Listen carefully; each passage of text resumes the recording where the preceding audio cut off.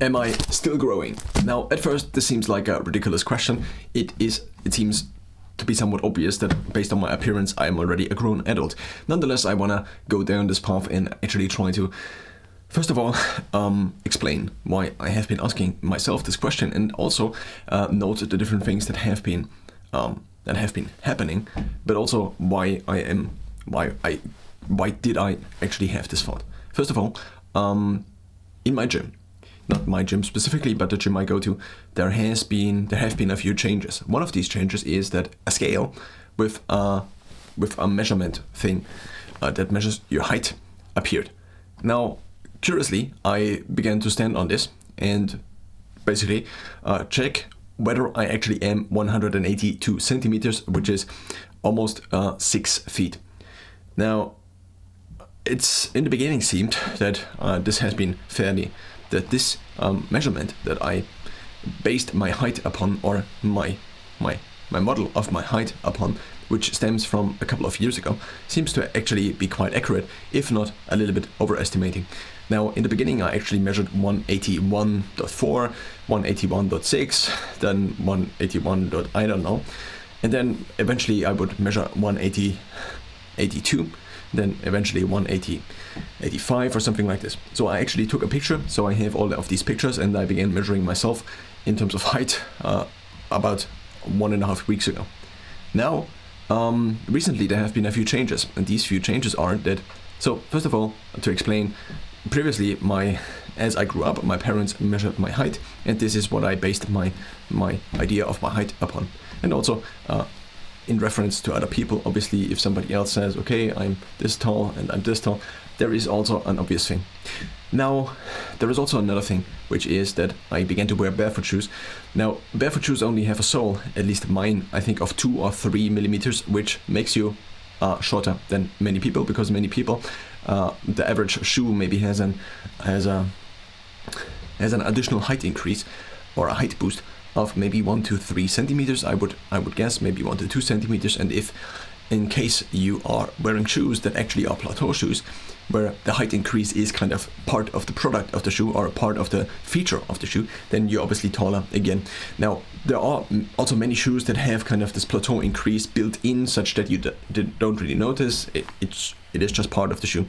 Actually, recently I wore normal shoes again after now almost 2 or 3 years on almost exclusively barefoot shoes with 2 to 3 millimeters, and I actually, no, not almost exclusively, sometimes I wear normal shoes, and also in winter I have boots that are a little bit taller.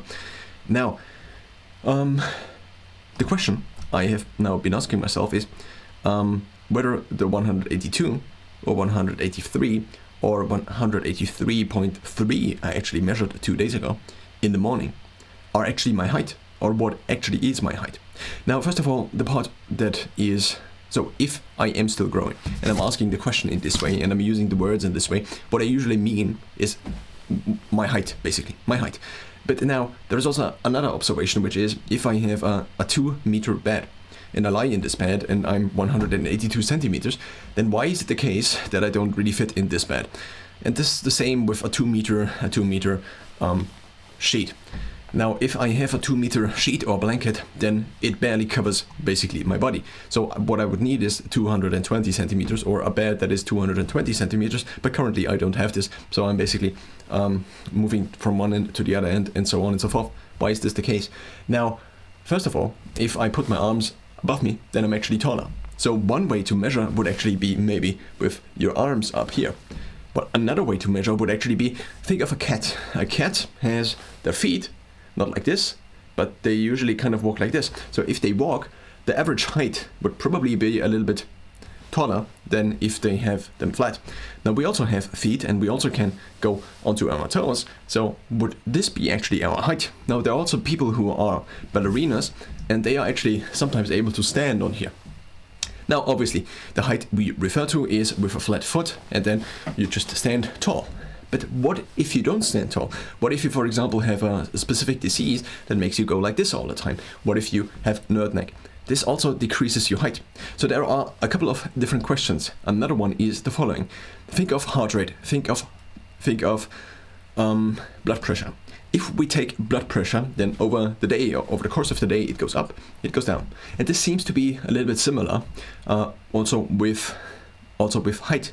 Now, the main explanation for this seems to be, and also the main explanation for why height actually seems to decrease with increasing age, seems to be that the discs that are in between the different vertebrae, or vertebrae, I think is the plural, seem to shrink with age. Similar to how your eye, you have basically this lens in your eye, and this seems to be less elastic over time. So there might be visual impediments you could actually get with age. Now, because this doesn't go back into its full form and always stays in, I think, a contracted form, maybe like this. Now, the common thread among all of these things, and among measuring blood pressure, among measuring resting heart rate, is that you need some standardization of the measurement, because otherwise the measurement seems to not be very comparable.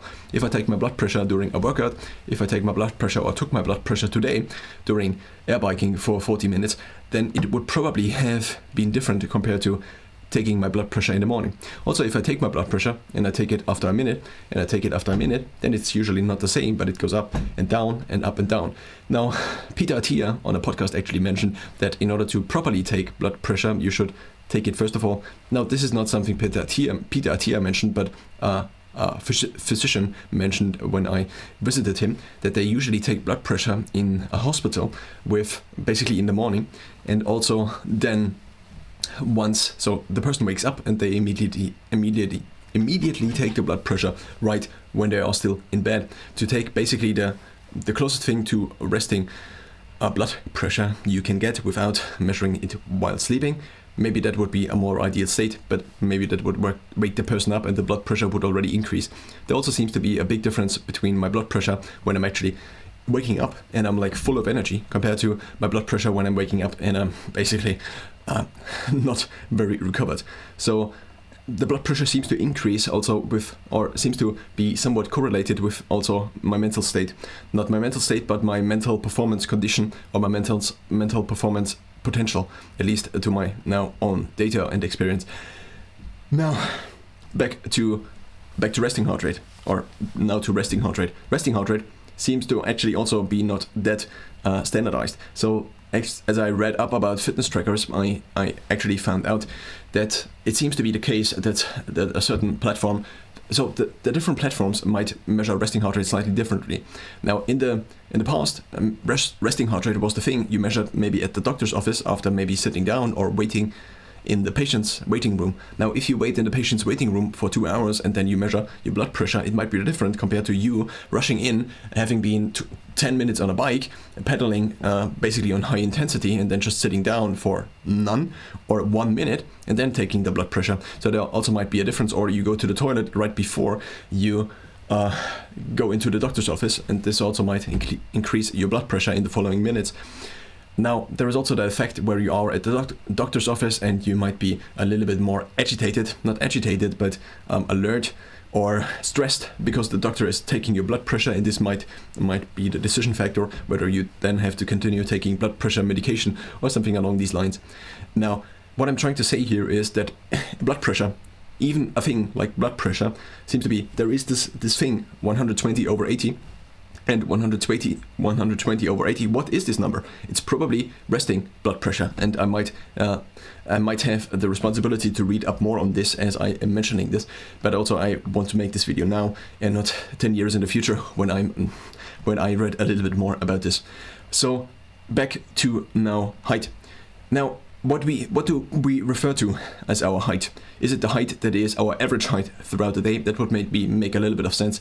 Now, if we assume that our height does not decrease with age, so we exclude this factor, and then we take the height during a given day, then if we now assume that it would increase linearly, so the expansion of the discs would happen linearly, but this probably is not the case. So if you think about the balloon, and now the radius would increase linearly, actually the volume would not increase linearly, but with, I think, r squared, which is then the volume of the balloon, at least simplified if we assume the balloon is a sphere. Now, the disc is actually more like a cylinder, I think. And so if this expands, there might be, what I'm trying to say is that it might be a different function compared to just a linear function. Nonetheless, I now, for the sake of making not this video 2 hours long, and also like the additional knowledge probably to explain further. Now, what I'm trying to say here is, first of all, if we assume this is the middle of the day, this is noon basically, this is the beginning of the day, so this would be 0 o'clock, or otherwise known as midnight, and this would be 24 o'clock, or otherwise known as also, again, midnight. Then if we just assume now we sleep up right about it until here, and this would be height. This would be your normal height. Then over the course of this year, it actually would go up. So if we assume this is the variability you have in your height during a given day, then if it would go up until the point where you then reach your maximum height, then it would decrease again up until this year, unless you lie down, unless you do something like stretching, unless you do basically anything that could influence your height, then we would have this somewhat, this function here. Now, obviously it would maybe smoothen out a bit, not obviously, but I don't know what it would actually look like. Now, the question is, at which point do I measure my height? Now, if I go to the gym in the morning and I go there, I also noticed that there seems to be a difference, but not that it appeared already in the data. It is just an assumption I have, that if I measure myself before the workout, that actually, usually, probably, I would have an increased height compared to after the workout. But this might only be true if I do certain exercises. So if I do another set of exercises, for example, I do pull-ups in a gym with weights. Now, I do have a weight belt on, and this is anywhere from 10 to 30 kilograms at this point in time. Now, if I have this, and we assume it seems to be the case that the vertebra, not the vertebra, because this is only one thing, I think. What is the thing actually called? It's called the spine. So the spine goes from around here, with the beginning in the top with the, I think, atlas, and then the second one is called drea or something like this, at least in the language I usually use. And then we also have the thing that basically attaches to your legs down here. Now, if I have this weight belt attached, then I'm stretching basically, so I'm hanging from my arms, but my arms only kind of attach here. So I would stretch basically my spine from here to maybe here.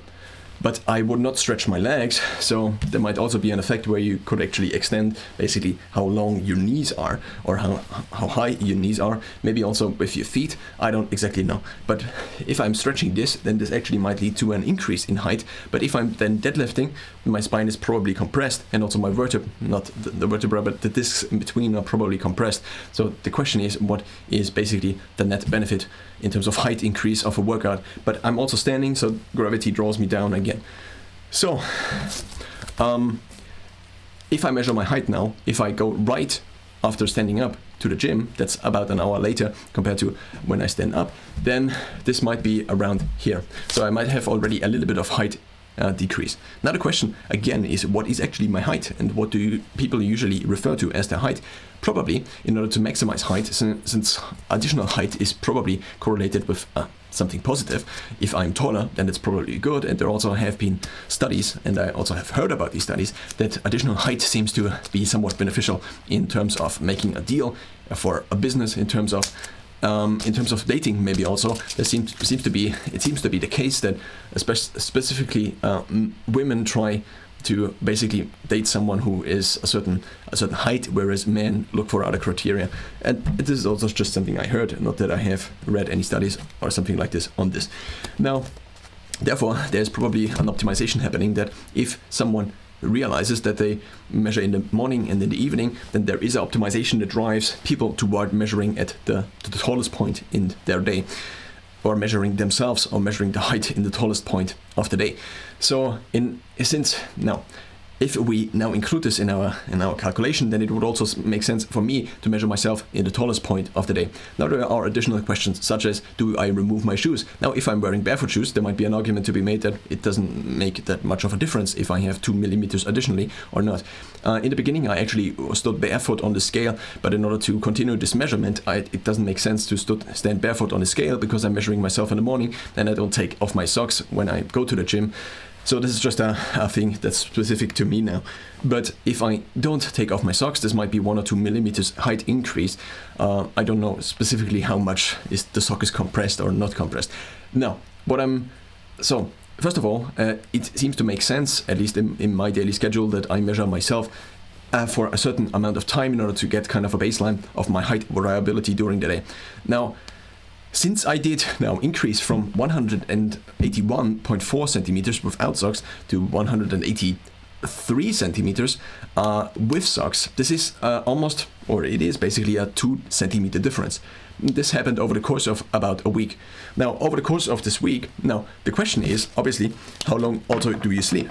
Do you sleep longer or shorter? The longer you sleep, the probably more opportunity the discs have to expand, and the shorter you sleep, the more you are basically dragging yourself down. So if I only sleep like this, then the curve might down like this. So the question is, do you recover your full height during your sleep? This also might be something to consider when trying to maximize your height. Do I actually sleep long enough?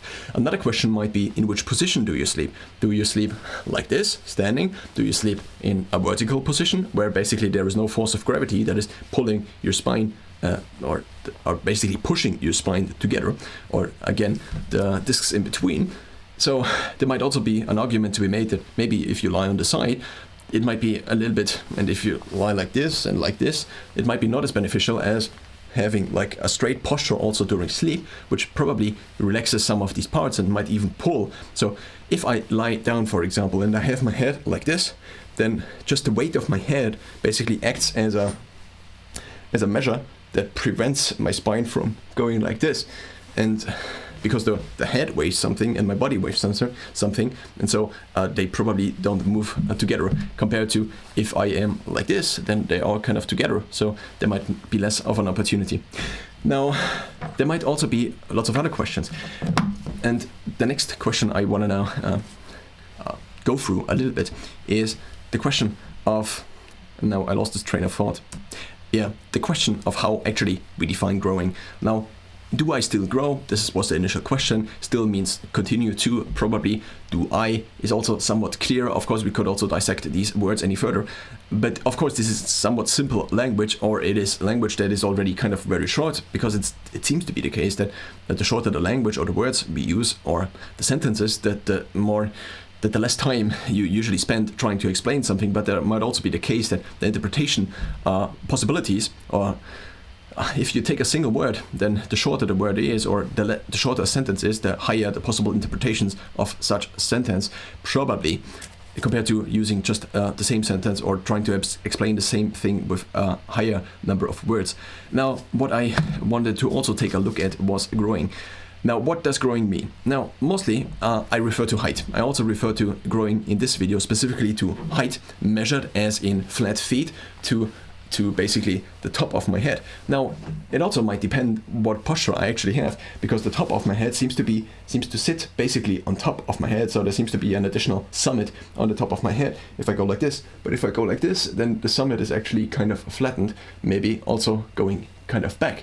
So there might also be, in order to maximize the measurement, you might measure yourself like this compared to like this, but I don't exactly know. But then the posture you have over an average day might also impact how well, basically, if you, for example, have muscles that constantly hold you upright and constantly pull your spine a little bit apart, compared to you going like this and dragging on one side of your spine, then this might also possibly increase the measurement. Now, this was kind of the first part of this. The first part of this mostly referred to my height, and it seems to be the case that there seems to be at least a variability that I was able to somewhat sample with these different measurements I took in the morning mostly, and before and after the workout, because in the beginning I did not do it before, because I try to keep a high intensity in the morning in order to also keep the workout going and then keep other things going as well, and to not interrupt this by simply measuring my height, which is something that is not as intense and possibly could basically interrupt my pattern of thinking. Now, the next part of this would be something else. This something else is growing, referring to a different not different, but a variety of processes that also kind of go along with usually growing. It could be growing up, for example. Growing up actually would also mean developing into maybe a full-grown adult. Now, part of this process might be also the period which we call puberty. Now, am I still in puberty? To a certain extent, one could argue possibly. Why? Because my beard is still like this. Now, over the last years, actually, my beard has grown from basically nothing to now this. Now, my beard obviously grows out, but also the density of the beard seems to still increase, and this might be the case. So I looked this up, mostly just a Google search, and it seems to be the case, or what I remember at least, is that up until 25 to 30, the beard density might still be able to increase, and also just observational data now on myself is that the hairs also seem to kind of develop still. So in the beginning it was more similar to the hair I have on the top of my head, and now it seems to be a little bit different. Of course, this is also influenced by other factors, such as, do you use wax in your beard? Are you sometimes exposed to salt water, which seems to, in my case, curl my hair, the top of my head, but also the beard hair more. Now, it also seems to be the case that my beard hair has a slightly reddish color to it, or a slightly blondish color, because usually my hair color seems to be kind of dark blondish. It gets lighter if I am exposed to a lot of UV light in the summer, mostly through the sun. Now, so one of these processes of growing would be puberty, growing into basically, in my case, a man. So there might be still processes that are going on which still drive me somewhere. Now, I'm also 27, and I recently heard, I don't know if, so the source is not really validated or verified. I just said verified. Now, I basically mixed these two words together, which seems to be a phenomenon that I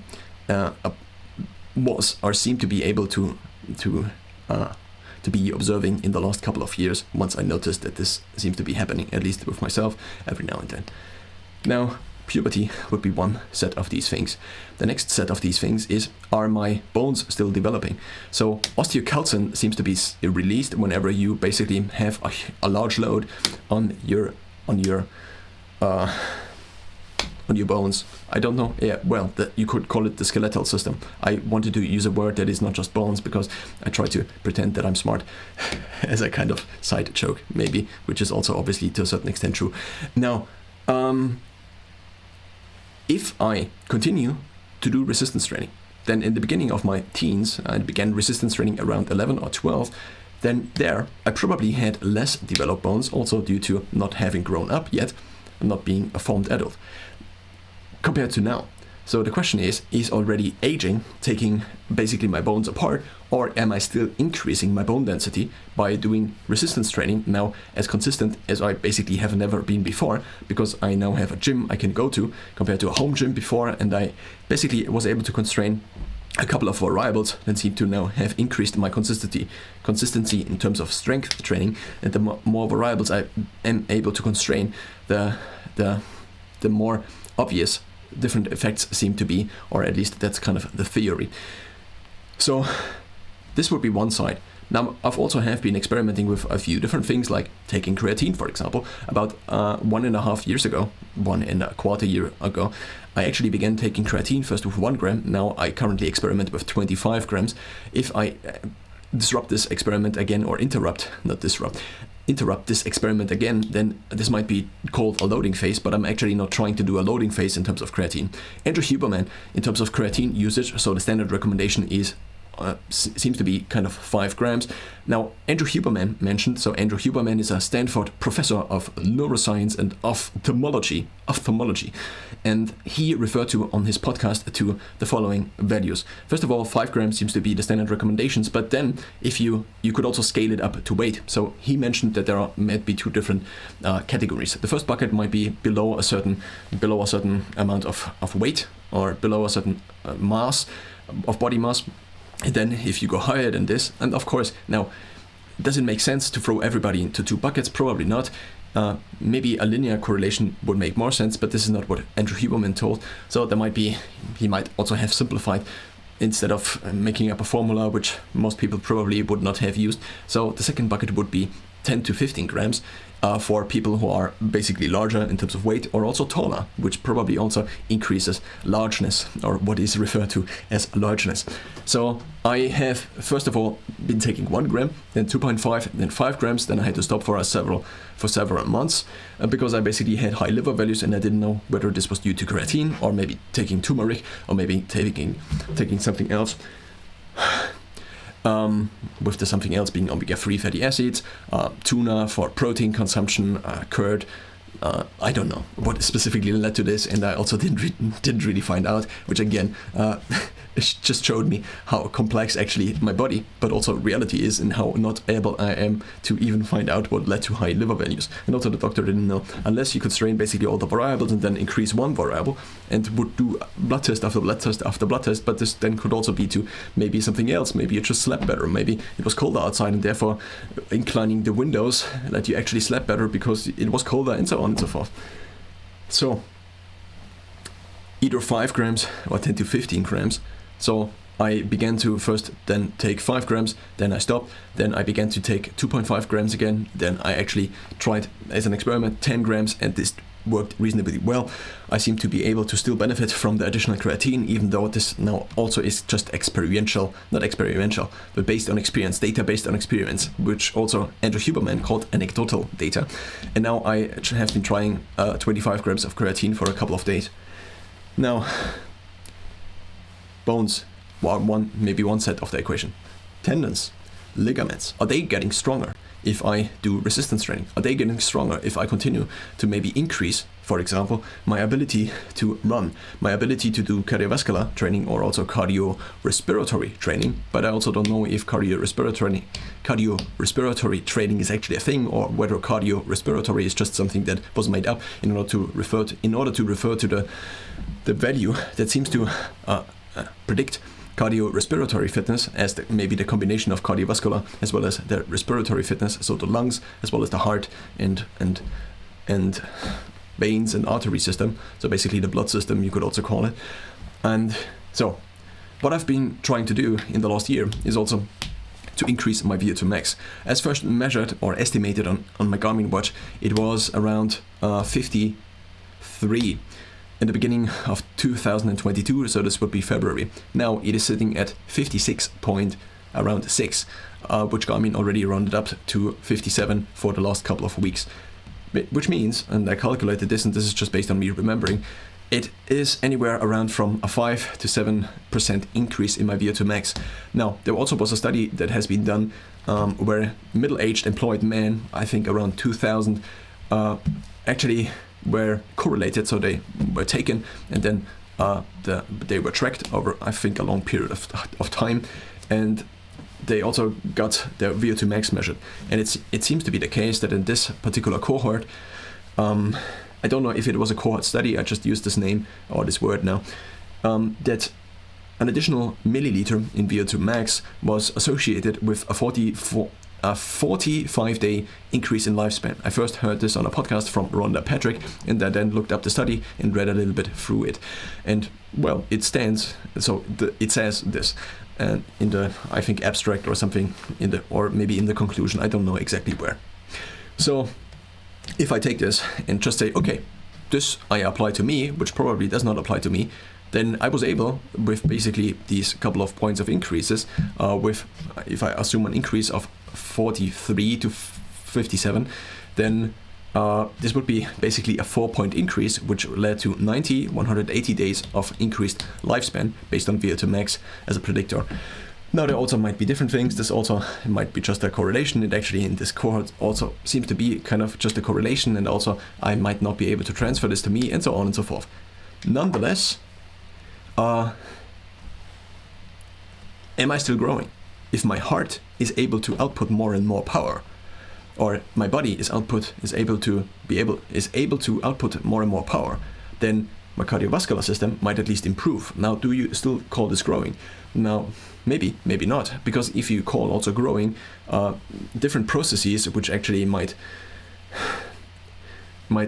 So during the part of growing up as a child and then puberty and as a teenager, there seem to be also already processes. I think the calcification is something Peter Attia also mentioned, that already begins in your teenage years.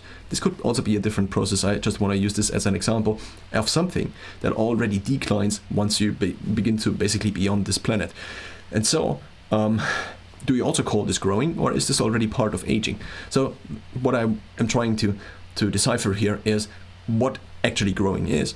And so I was able to increase basically a couple of somewhat standardized strength measurements. I also was able to derive basically from this strength measurements were measured with something that is a machine that is a kind of a smart machine. This could be a rowing, this could be a chest press, and these are called eGym machines, and these are in my gym. And based on this, I was able to reduce my biological strength age.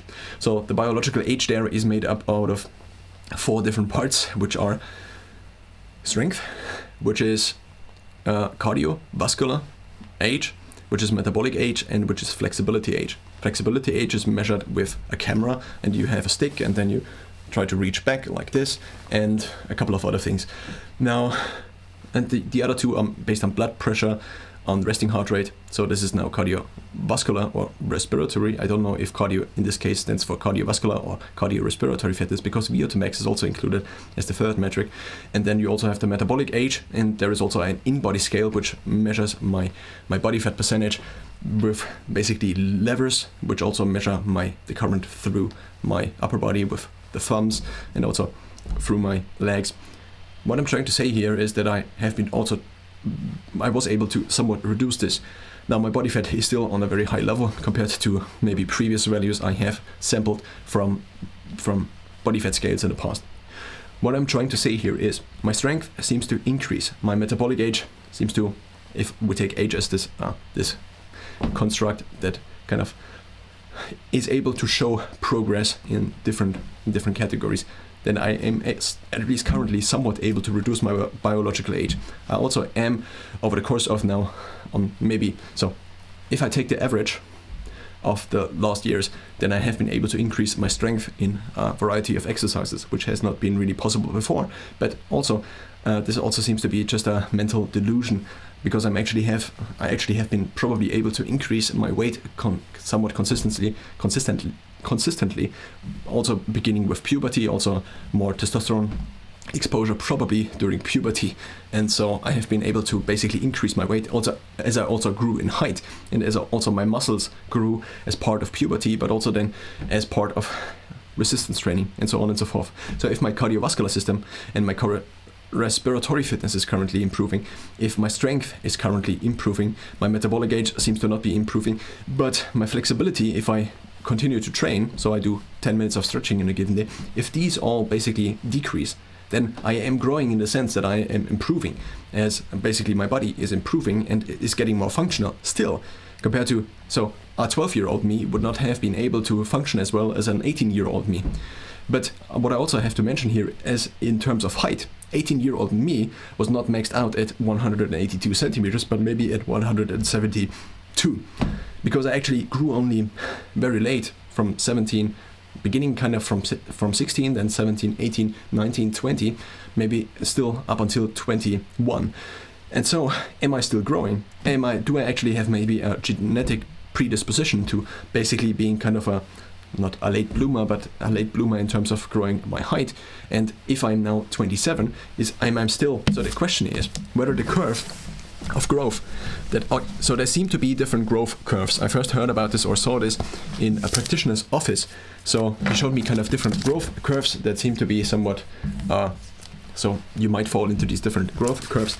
And so if I grow like this until age 12, and then the question is, how do I continue to grow? And maybe it's like this, and maybe some people already flat out at age 12. This might be true for maybe more the female part of the population, because they seem to be growing or reaching their finite height at an earlier age. But maybe for me, the curve is actually still delayed and it flattens out maybe here, but maybe I'm still basically on the marginal increase side. It is just a very flat side. So the question, am I still growing, might actually not as obvious as it might seem, and at least in the past couple of days I have been growing from 181.4 centimeters to now 183.1 centimeter as of today. And yesterday it was a little bit taller, I think 180.3